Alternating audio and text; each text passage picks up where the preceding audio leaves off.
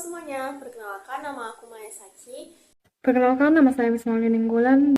Perkenalkan, nama saya Muhammad Farhat. Halo, perkenalkan nama saya Muhammad Rizky Ramadan Istiwan. Perkenalkan, nama saya Tasya Arcinta. Kami dari kelompok 5 ingin mempresentasikan tentang kepemimpinan dalam hierarki dunia hewan. Koloni lebah dengan pemimpinnya yaitu Ratu Lebah. Menurut kami, gaya kepemimpinan Ratu Lebah tersebut sangat cocok masuk ke dalam gaya kepemimpinan transformasional. Lebah merupakan salah satu hewan yang menjalankan kehidupannya dengan cara berkelompok. Maka, akan ada pemimpin dalam sebuah kelompok tersebut.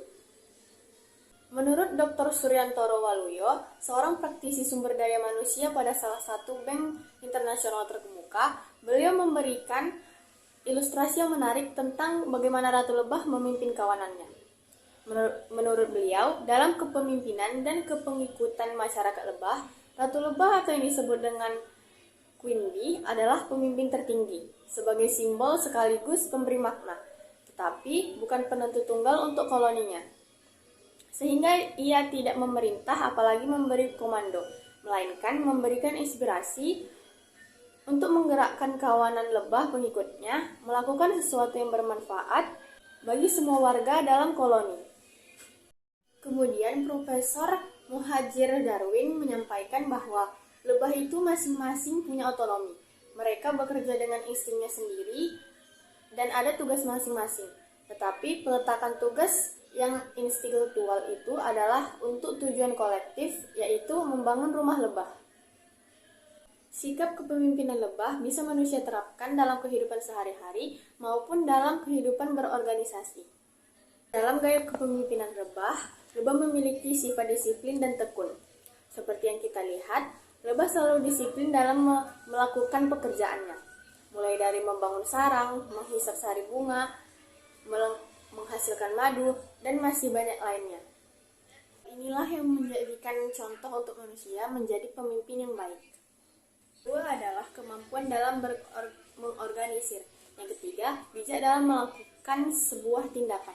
Contohnya, lebah hanya akan menghisap pada tempat yang bersih. Hal ini menunjukkan sifat kepemimpinan yang selektif dan penuh pertimbangan dalam melakukan tindakan. Dapat disimpulkan bahwa seorang pemimpin harus memiliki keterampilan untuk mempengaruhi setiap anggota agar dapat melaksanakan tugas tertentu demi mencapai tujuan bersama. Kepemimpinan tidak hanya dipraktikkan oleh manusia, tapi juga oleh hewan. Contohnya adalah lebah. Perkenalkan, nama saya Wisma Ninggolan. Saya ingin membahas tentang gaya kepemimpinan berang-berang. Kita pasti tahu bahwa berang-berang sangat ahli dalam membuat dam di sungai sebagai tempat tinggalnya. Namun, bagaimana cara mereka bekerja sama sehingga membuat atau membangun dam tersebut?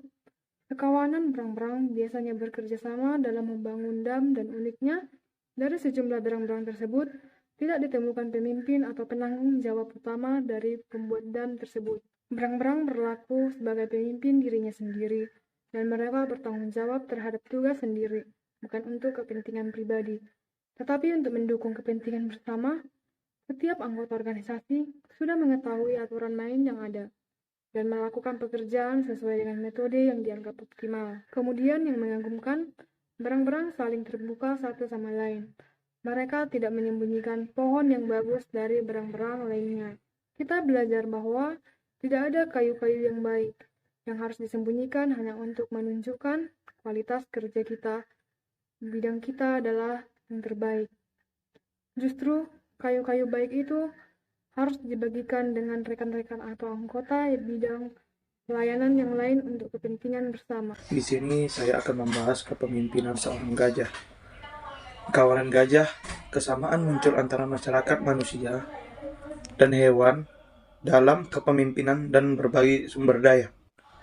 Gajah misalnya adalah salah satu spesies yang lebih adil katanya. Mereka cenderung berkembang biak secara kooperatif. Individu akan saling membantu dalam membesarkan anak. Dan ketika datang waktu makan, mereka juga lebih adil dalam berbagi.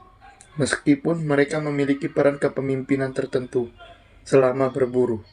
Makanan sering bersama dengan cara yang lebih luas kami melihat kesamaan mereka dengan kehidupan bermasyarakat manusia. Namun, para peneliti juga menemukan perbedaan bila dibandingkan dengan spesies lainnya. Di sini saya akan menjelaskan tentang cara kepemimpinan hewan singa.